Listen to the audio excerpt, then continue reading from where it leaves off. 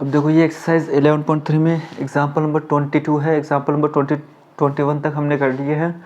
अब example number 22 क्या बोल रखा है कि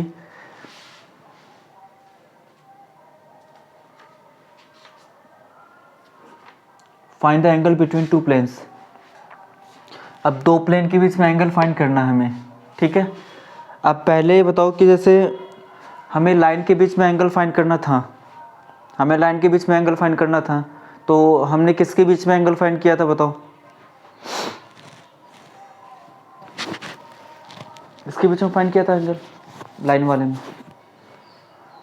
पैरेलल वेक्टर में, क्योंकि वेक्टर में एंगल फाइंड करना बहुत इजी है, ठीक है। और यहाँ पे प्लेन में जो एंगल फाइंड करना है हमें दो प्लेन के बीच में, तो हमें पता है कि प्लेन्स के नॉर्मल के बीच में जो भी एंगल होगा ना, वही एंगल किसके बीच में होगा? गिवन प्लेन्स के बीच में होगा, ठीक है। तो दो प्लेन की इक्वेशन दे रखी है हमें, तो पहले तो हमें ये चेक करना है कि यहाँ पे हमें नॉर्मल वेक्टर दे रखा है या फिर यूनिट वेक्टर दे रखा है। तो ये जो स्टेप है वो आपको एग्जाम में नहीं करनी है। हमने चेक किया है कि यहाँ पे 2 का स्क्वायर, 1 का स्क्वायर, -2 का स्क्वायर 3 आ रहा है, ठीक है। इसका स्क्वायर रूट कितना आ रहा है? 3 आ रहा है, तो 1 के इक्वल नहीं है, तो ये क्या है? एक नॉर्मल वेक्टर है।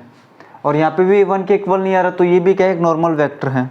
तो दोनों का नॉर्मल वेक्टर हमें दे रखा है, ठीक है। तो देखो हम लिख लेते हैं हियर n1 वेक्टर क्या है? देखो 2i कैप प्लस में j कैप माइनस में 2k cap, and n2 vector क्या है? 3i कैप माइनस में 6j कैप माइनस में 2k cap. Since we know that the angle between two planes is given by, तो formula क्या है उसका? फॉर्मूला क्या है बताओ?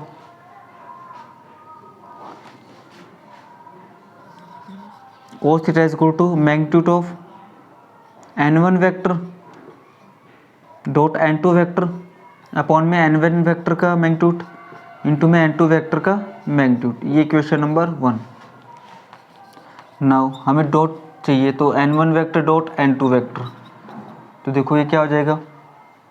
2i कैप प्लस में j कैप माइनस में 2k कैप, 3i कैप, हाँ छोड़ दो,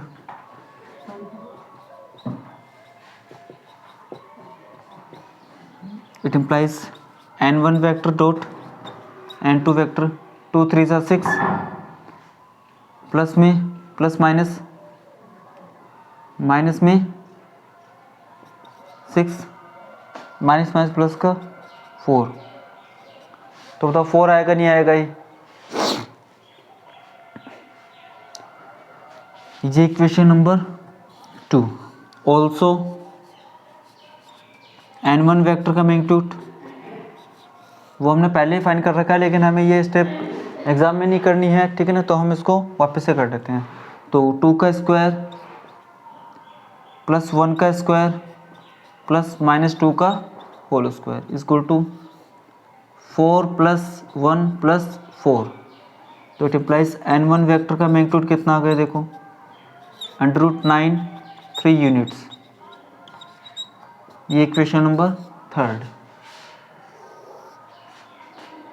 एंड n2 वेक्टर का मैग्नीट्यूड 3 का स्क्वायर प्लस -6 का होल स्क्वायर प्लस -2 का whole square, it implies 9 plus 36 plus में 4, इट इम्प्लाइज n2 वेक्टर का मैग्नीट्यूड कितना आ गया? देखो square root of 49 is equal to 7 units, ठीक है। ये equation number 4। Now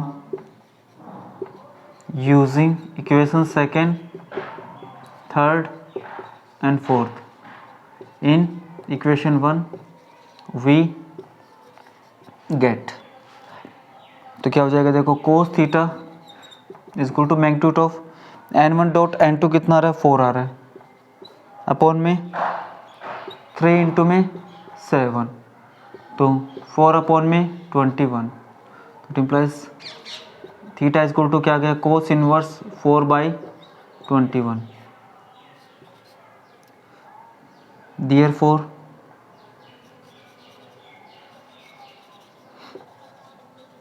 angle between two given planes is cos inverse 4/21। तो एग्जांपल नंबर 22 का आएगा समझ में आपको, तो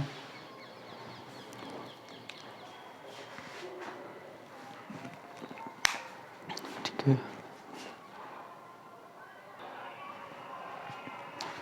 अब देखो ये एग्जांपल नंबर 23 है, दो प्लेन की इक्वेशन दे रखी है आपको, उसके बीच में एंगल बताना है आपको, ठीक है ना। एनसीईआरटी ने दूसरे तरीके से कर रखा है लेकिन हम वही फॉर्मूला अप्लाई करेंगे, ठीक है ना, same process.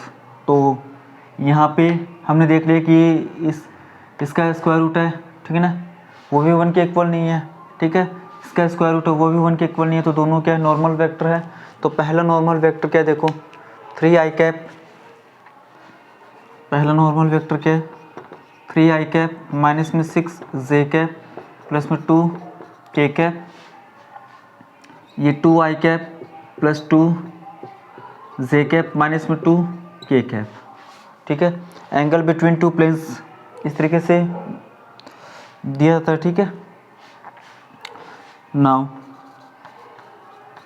n1 vector dot n2 vector दोनों का डॉट फाइंड करना हमें, तो 3i कैप माइनस में 6j कैप प्लस में 2k cap, 2i cap plus में 2j कैप माइनस में 2k cap, it implies n1 vector dot n2 vector 3 2 ज़ा 6 माइनस का 12 है माइनस का 4,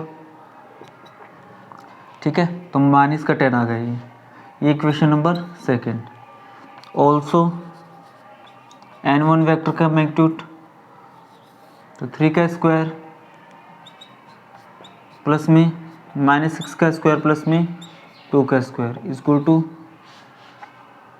9 प्लस में 36 प्लस में 4, तो इट इम्प्लाइज n1 वेक्टर का मैग्नीट्यूड कितना आ गया 49 is equal to 7 units, and n2 vector का मैग्नीट्यूड कितना आएगा देखो 2 का स्क्वायर प्लस 2 का स्क्वायर प्लस में माइनस 2 का स्क्वायर, तो इट इम्प्लाइज 4 प्लस 4 प्लस 4, तो इट इम्प्लाइज n2 वेक्टर का मैग्नीट्यूड कितना आ गया 12 है, स्क्वायर रूट ऑफ 12 है 2 अंडर रूट 3 यूनिट्स। ये इक्वेशन नंबर फोर्थ, ये equation number third. Now using equation second third and fourth in equation 1 we get, तो क्या आ जाएगा देखो इक्वेशन 1 क्या है cos theta is equal to minus का 10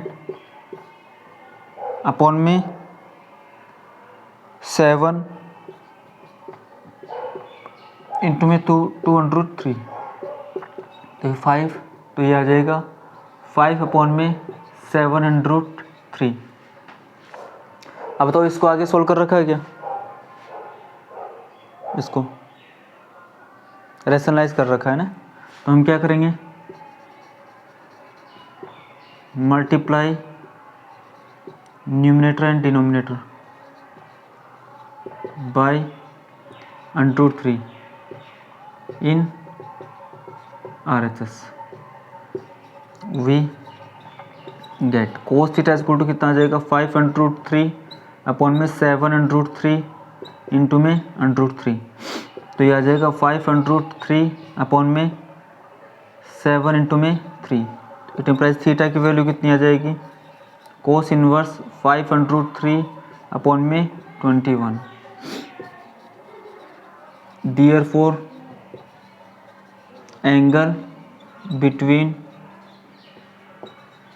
to given planes is cos inverse 5√3/21।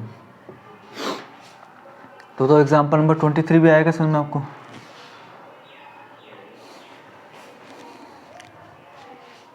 ठीक है, अब एग्जाम्पल नंबर 24 करते हैं।